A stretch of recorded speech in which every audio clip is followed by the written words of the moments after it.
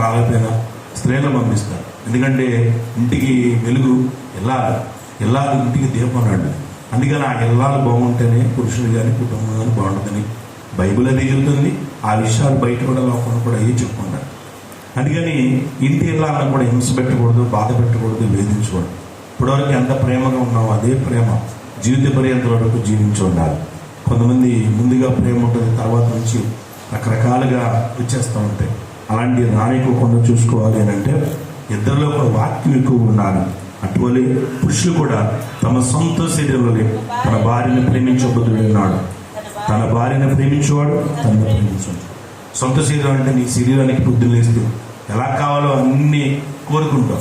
ఆహారం కానీ, వస్త్రాలు కానీ, ప్రార్థన కానీ, ఉపవాసాలు కానీ, ఏదైనా. అలాగే నీ భార్య కూడా అదే మనసు ఉంటుంది. ఆవిడ కూడా కొన్ని కోరికలు ఉంటాయి.